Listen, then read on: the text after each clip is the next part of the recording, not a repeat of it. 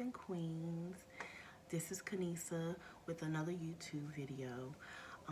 Today I just wanted to talk with you guys about some things that has been on my mind and on my heart, and I just want to share something with you guys. So today will be story time, and I just want to share an experience that me and my daughters had over the weekend. And it's also a PSA for a lot of you women out there and women and children who are holiday shopping. And now it gets start earlier in the evening now, around 5 o'clock, and so you still want to go out and get shopping done and stuff like that. I just wanted to kind of share our story with you, and just kind of encourage you guys to go out with a buddy. Use the buddy system this winter and this holiday season, just to be safe, and not try to go out alone. Not try to go out alone with your children, and make sure you're always aware of your surroundings. So this past weekend, there was an incident. Well, there almost was an incident with me and my children, but the incident was probably traumatic enough to really make us open our eyes even more. Personally, I feel I'm a very paranoid person as it is, so I'm always aware of my surroundings. I wouldn't say paranoid, but I'm very aware of my surroundings. I try to make sure that my children are aware of their surroundings as well, and I try to really steer that into them, and try to remind them, hey, make sure you're always looking around, make sure you're always aware of who's around you, and so forth and so on. So my oldest son, he turned 19 this past Saturday, the 12th. And with COVID, we really couldn't celebrate like we really wanted to, but we were gonna do little things for him and stuff. And I cooked for him. I cooked him a steak dinner, and I knew he was in love with pecan pies, and he had been looking for a pecan pie for the last 2 weeks. And I finally found some for him, so I bought him 2. And I told my girls about it, and I was like, we're gonna go out later and get him some ice cream to go along with his pecan pie. So they were like, yeah, we'll go with you to pick him up. You get the ice cream and stuff that we need for the house, and then we can go pick him up, come home. And that way, by the time he gets home, because he works so late, by the time he would have gotten home, it would have been his birthday. So, that's what we were planning to do for him. So we went to the store. Well, let me back up, because this is very important. So I don't know, if you guys know, and you probably don't, but you will, because the more I do videos, I'm going to talk about it. But I don't try to force nobody to believe what I believe. I never would try to do that. But I'm a believer of faith, and I'm a believer of God and Jesus, and so I always pray. I'm always praying. I'm always reading my Bible and so forth and so on. And I've always had these dreams. And a lot of times my dreams, some would say, are prophetic. And so the night before, so this was Friday morning. So Thursday night, Friday morning, I had a dream. And it was a really strange dream, out of the ordinary dream, but it was very scary. It was like, I'm not gonna go too much I'm not gonna go in too much into detail about the dream, but I will say that the dream really scared me, and it made me angry because it was about my children. Anybody who knows me knows my children are my world. They're my heart. I love my children. Matter of fact, these are my children's names. So, and it says keys to my heart. They're my world. They're everything to me. Of course, next to God Himself. But I'm their protector. I'm their provider. I'm their teacher. I'm mom.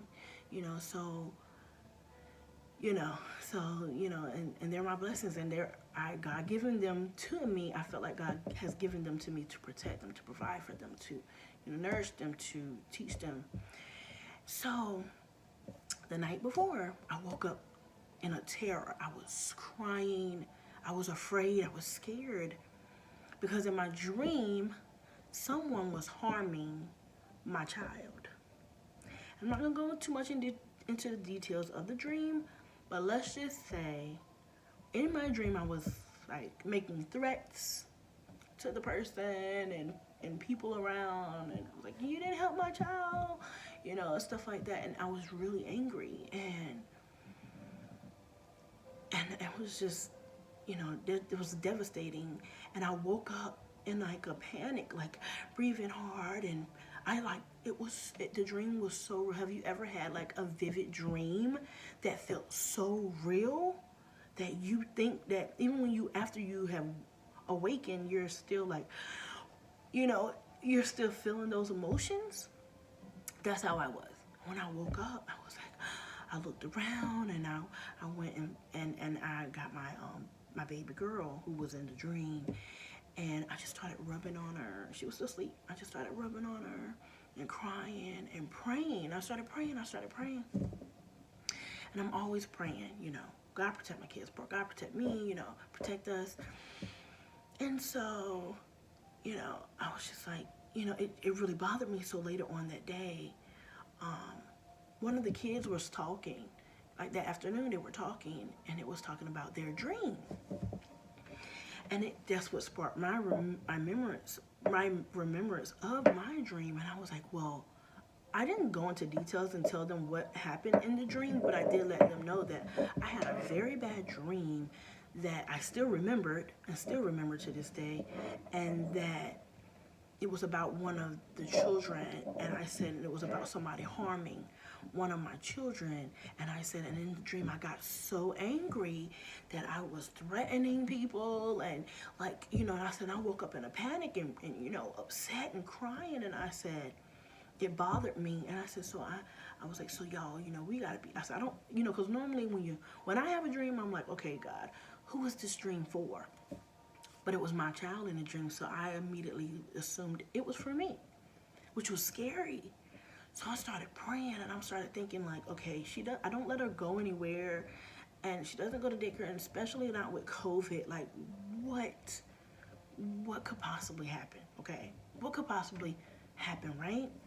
You know, I didn't want to fathom. I didn't want to think about what could happen. You know. So I prayed about it, and I said, maybe, you know, I knew for a fact that it was a warning from God, you know, to me or whatever. So I kept it in my mind. It still stayed in my mind, and I prayed about it, and I talked to God about it. And so later on that evening, I had to drop my son off. I dropped him off to work at per usual, and later that night is when me and my girls decided to go to the store and get the items that he needed, that we wanted him to have for his birthday, you know, to make him feel special, you know. So we went to the store, got the items, and then we went straight to his job. We didn't go back home, put the food up or anything. It was cold enough that night to keep his ice cream cold, and you know, the pie. So we went straight to his job. And I normally sit out in the parking lot and wait for him. Sometimes it has been 10-20 minutes to about an hour sometimes, because he stays until he's finished completing his job duties. He's a very hard worker, very dedicated. Matter of fact, he was off yesterday, and they called him in, and he went in. He loves his job. But so there has been times where I have sat outside of his job, and I will pull right up to the door. And there's been times where I've been approached several times by different individuals out there, and I'm always telling my son, I'm always like encouraging him, like, hey, be mindful, look around you. You know, there's a strange car that just pulled up, and they just turned the lights off. And is there anybody in there waiting for a ride? And he'll say, no, it's just us. And the other guy walks, And I'll say, well, you need to be careful when y'all come out. Come straight to the car. Don't say nothing to nobody. Just come straight to the car. And he'll say stuff like, Mom, oh, you think everybody's bad? You think everybody's up to something? You're so paranoid. It was for reason. But he's just thinking, oh, nobody's out to hurt you. You just think everybody's bad. You just think everybody's up to something. And I'm like, you have no idea. These, there's some evil people out here in this world. And I just try to get him to like open his eyes up to it, So I'm gonna talk a little louder because my fan just turned on. But so there's been several individuals that have approached my car as I'm sitting out there waiting for him nights, many nights. And one night, a guy approached my car, and one of my son's co-workers saw him approaching my car and saw him trying to talk to me, and he told my son, and my son ran out. By the time my son ran out of the door, the guy had started walking away, and he was like, what did he say to you? And I was like, he was trying to get me to roll my window down, but I wouldn't roll my window down. I said, who knows what he would have done if had I rolled my window down, because I'm very leery of people, okay? And another guy had approached my car before, asking me for money, and I didn't have any money on me, and so I was like, I don't have it. He got mad and walked away. And then later on, he said that he was a guy who would normally come around asking people for money, and people around who have known of this man knew that he, was on drugs, and he just wanted the money for drugs and so forth and so on. So, excuse me, there have been times that I've been approaching my car. So that wasn't, and then it's been many times that there have been creepy, I call them creepy people, as I tell my son, people who just pull up in the parking lot and park, turn their lights off, and just sit there, and they have like tinted windows so you can't see. So I'm like, what is going on? So it's just, it's just the mom in me, my intuitions, telling me, and me being aware, just always trying to encourage them to like, be mindful, be aware. And a lot of times they don't lock their doors, and I'm like, hey, the store is closed, turn your open sign off, lock the doors so that people don't come in there on you, So we were sitting out there Friday night. So ever since, a couple weeks ago, I told my son I was going to start backing up away from the building because of the fact that people just will pull up on me, and just sit in the car and not say anything, not come out, not get out or anything, just sit there with the car running and lights off, and like not waiting for somebody to come out. So I told my son, I said, you know what? I said, just be looking for me not across the street or anything. I was still in the parking lot, but it's like a double park. So I would back up against the road and face his building so that I can see my peripheral, see everything that's around me, because there's been many times I'd be on my phone in the car and looking down, and all of a sudden I look up and somebody's standing in front of me in front of my car. So I wanted to make sure that I can see someone approaching before they approach me. So I started backing up and facing the building, away from the building.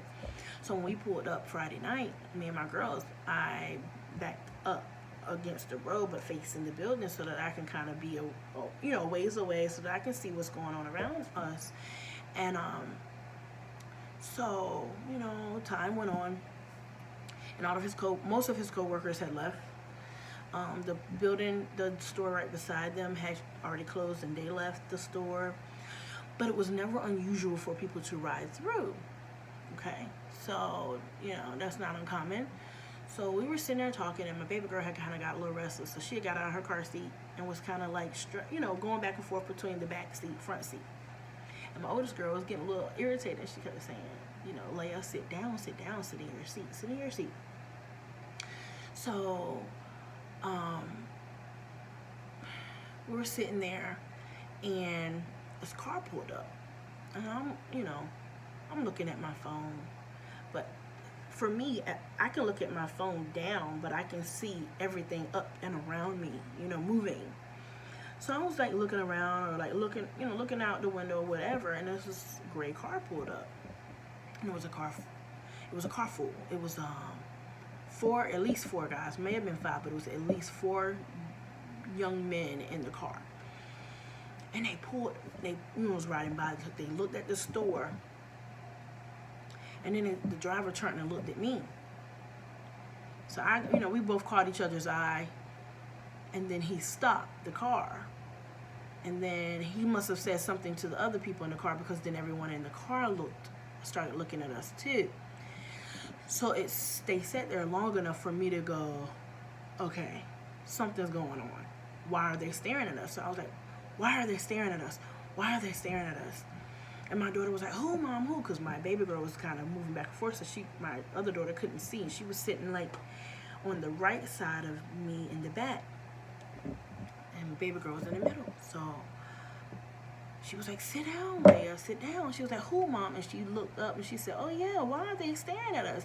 And by the time she peeped up to look, they started slowly, gradually moving forward, like they were leaving.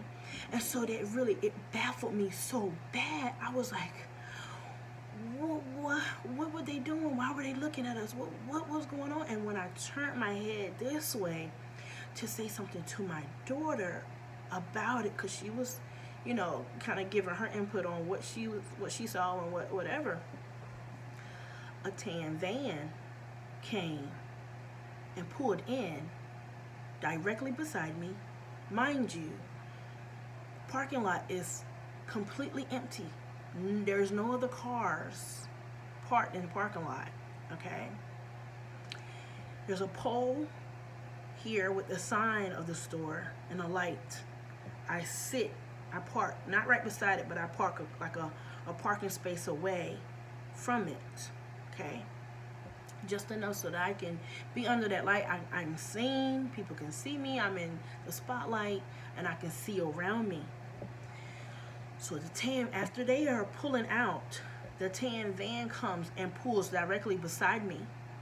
And I look, and there's two guys in the front seat. There's a driver and there's a passenger on the front. I couldn't see if there was anybody in the back or not. It didn't look as if there was somebody, but I never know.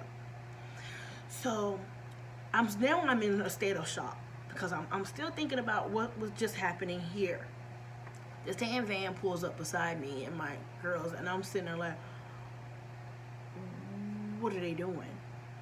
So I'm stuck. I'm literally stuck, sitting there, watching in slow motion. It felt like slow motion. I'm watching him get out of the car, and he's looking at the road. So I'm like, okay, maybe he's dropping him off. Then I'm like, wait, but why would he come beside me? Of all the places out here he could have easily dropped him off at, why drop him off right beside me? And so in my mind, I'm saying, okay, is he about to approach my car? Please tell me he's not about to approach my car. Gets out of the passenger door. The passenger gets out of the passenger side, which is on our side. He looks towards the road. He starts walking towards my car. And he takes his hands like this, and he cups his hands like this, and he looks through my back window where my oldest daughter, my 13-year-old, was sitting. And he does this, looking in. And then all I remember is me seeing his hand reaching, and he starts tugging at my door. I thought that because he was looking in my daughter's window, that he reached to pull at her door. But when I was retelling the story to my son, she said, no, Mama, he was looking in my window, but he took his right hand and reached for your front door on the passenger side, trying to open it. Now, my car automatically locks once I reach like 15 miles per hour or 20 miles per hour anyway. And even if it didn't, when I get in the car, I'm always locking my door, because that's how aware I am. So, because a lot of times now, especially it's cold, I have to warm my car up, so my car don't lock automatically if I'm just sitting there. So when I get in the car, even at night, I'm automatically locking my door, and so he's unlocking the door. So my mind was saying, even though I knew I had locked the door, I'm second guessing myself, like, You know, even though I see him trying to get in, he can't get in. But my mind is still saying, try to lock the door, try to lock the door. I reached to go hit the door, hit the lock. Thank God I only hit the window, but still, I hit the window. And the window started coming down a little bit. It only came down like a crack, but I was like, like, oh, shoot. So I rolled the window back up. And by this time, my daughter was like, Mom, just drive forward. Just drive forward. You know, just drive forward to the store. And call Kamar, call my son. So I called my son, and so my daughter was just like, drive forward, just drive forward, Mom, to the store and call, you know, her brother, which is my son. So I called him, and so I drove forward. And when I drove forward, like, my daughter said she could see his hand, like, sliding past the window because he was trying to get the door. And so I drove up, and then I'm like, I'm not thinking about honking the horn. I'm not thinking about calling the police even. I was just thinking about getting away from him at that moment, but not leaving because my son was in there. And then I was calling my son to let him be, maybe him and his manager can come out and, like, scare them away or whatever. So I ran up to, I drove up to the building, and then I was like trying to fumble. I was fumbling trying to get my phone to dial, like trying to find a number. It was just all happening so fast, and I could not focus on what to do next.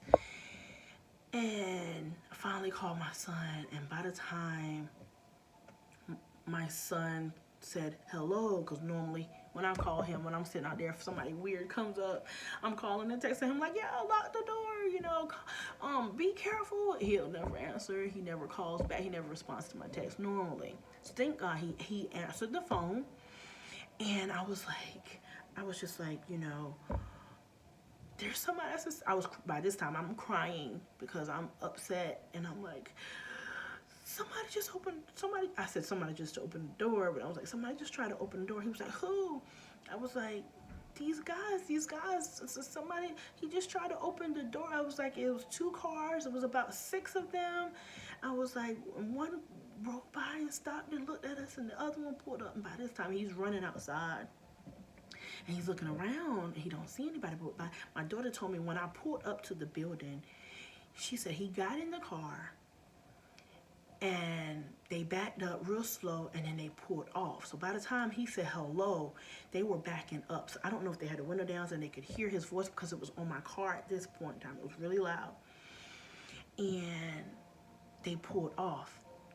And by the time my son come out the door, they had already run around the entrance, and they was coming around the light.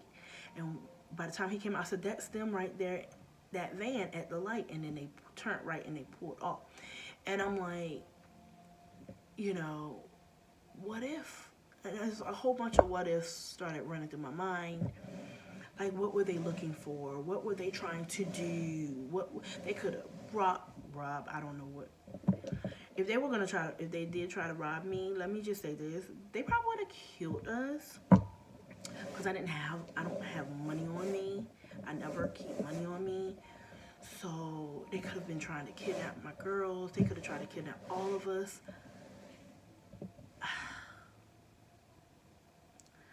I don't know what their plan was that night, but it bothered me. It was just bothering me. And my son I started crying to my son, and I'm like, let's just leave. I was like, just come on, please hurry up, and I'm ready to go home. I just want to go home. And he's like, I can't leave. I have to stay and clean up. He was like, but go to the McDonald's, because he knew it was always open. There's always lights and always people around. And it was literally right across the street, right across the highway. So he was like, just go to the McDonald's and sit and wait for me until I call you. I didn't do that. I just kind of rode around in the area, just kept circling around. But I got on the phone with my other son, and I'm calling him, and I'm like, telling him what's going on, and I'm upset. And my daughter's like, Mama, just calm down, you're upset, you're driving, you're crying. She was like, calm down. She was like, they didn't get in. She's the child, and I'm the adult. I'm supposed to be consoling her, okay? She was consoling me at that moment, because she saw, like, I was, like, just really upset, and she was like, Mama, they didn't get us. They thank God they didn't get us. You know, God was protecting us and this and that and the third. I was telling my other son about it. He was like, well, Mama, come get me, come get me. You know, I'm gonna bring a knife. And I was like, well, wait a minute. I was like, well, I had a knife. Had a knife and forgot all about it. I wasn't thinking about nothing. I didn't think to blow the horn or hold the horn or to alert someone. I didn't think of anything. I was just stuck because I was unexpecting it, actually. But at the same time, I didn't know what to expect because then I thought about my dream. And I'm like, so after I was talking to my son, I was like, oh my God, my dream, my dream. And that's when I realized the revelation hit me immediately. God was trying to warn me by giving me that dream the night before. It was a warning for me to keep an eye out on my children and myself and my surroundings. You know, be more aware, because I'm always watching, I'm always looking. But he was letting me know to be more aware of my surroundings and be cautious and be prayerful, but also watch as well as pray. So I did this video today to share with you guys, my subscribers, my followers, my soon-to-be subscribers. Please be careful in this holiday season and every day, but mainly during these holidays, this holiday season.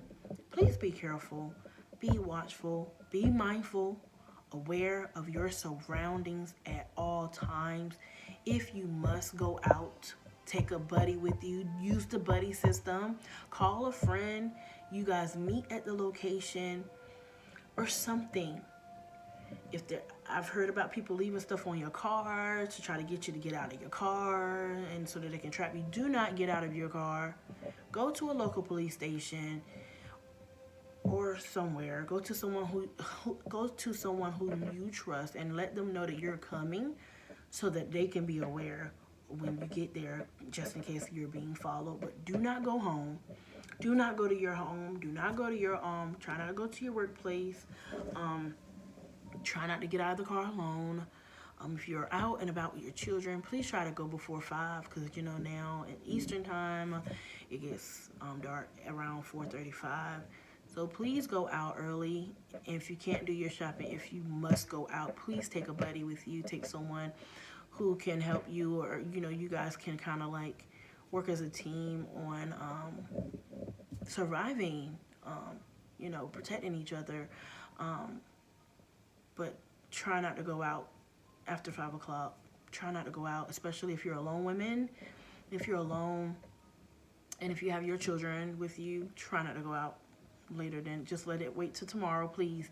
So I just wanted to come up here and share this with you guys because this is very important. It almost happened to me, but it scared me enough to want to encourage someone else to please be careful out here. Be careful always. Always watch, always pray. But also watch as well as pray. Just be aware. Be careful, moms. Dads too. You know, women and men, if you guys are out here, you know, out here kind of walking by yourselves, just be careful. Always look around. Don't just, and don't be out with your earphones on, you guys. Please turn them things off. Okay, it's okay to have them on and look cool with your little AirPods and all that, but don't have them on. Pretend that they're on. Don't have them on. Please. Please. Don't be walking around with your hoods on, with your music on, and not knowing what's going on around you. Please. I'm telling y'all. If you're going to go for a run, don't have your music on. Please be mindful of your surroundings. Please know what's going on around you, please. I just wanted to come up here and share this, guys, with you guys. I'm sorry that it's a somber one, but it's just, I wanted to share this, guys, with you. You know, like I've said before in my other videos, I'm an open book. I'm going to always be transparent with you guys because I know what I go through can for sure help someone else. So I just want to be of encouragement today. And just, you know, enjoy your family. If you don't have to go out, try to stay in as much as possible and try to find fun things to do while you're inside with your family. And just spend that quality time with them. Life is short. Life is short. But we wanna be here a while, a long while. We don't want it to be short for us. So if you don't want, life to be short for you guys as well as myself, we have to take precautions. We have to be mindful. We have to be aware. We have to stay safe, keep our family safe. I'm grateful that me and my family are safe, and I will be taking more precautions to continue to keep my family safe, and I pray that your family stay safe as well. And so that's all I wanted to do.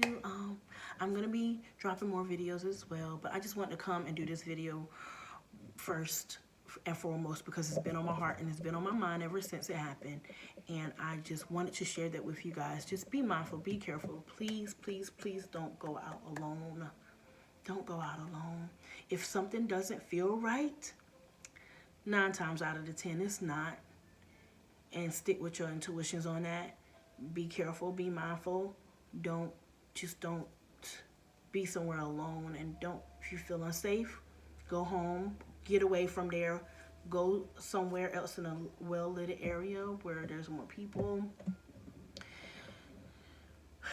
Just I'll always tell somebody where you're going. Never leave without someone knowing where you are. Okay? Tell them, hey, I'm going to the store on this street. It's only going to take me a few minutes. I only got to get a few things and I'll be back. Stay on the phone with them if you have to. I've done it. I've done it many times. I used to call my mom all the time and be like, hey, stay on the phone with me. I don't feel safe. I did it. I'm a grown woman. I'm a grown woman. But I will still call my children even, or my mom, and say, hey, stay on the phone with me. I don't feel safe right now. Something doesn't feel right. And then, she'll stay on the phone with me. I'll get in the car and lock it. I'm looking around. But, I'm telling you guys to please stay safe. Please try to enjoy your holiday season. This year has been a very strange year. This year has been different than most. And so we want to try to end this year in a positive note as possible, as much as possible. So you guys, you stay safe, you be good, you be blessed. I love you all, and I'll be posting more videos very, very, very soon. So be on the lookout.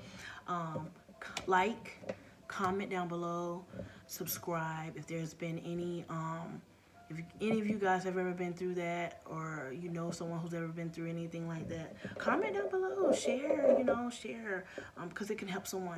It can help someone. Share with me.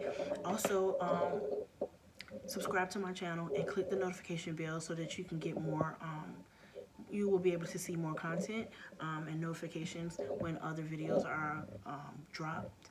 And also, if you do subscribe and click the notification bell, please comment down below your name and let me know that you have subscribed and clicked the notification button, and you will get a shout out on the next video.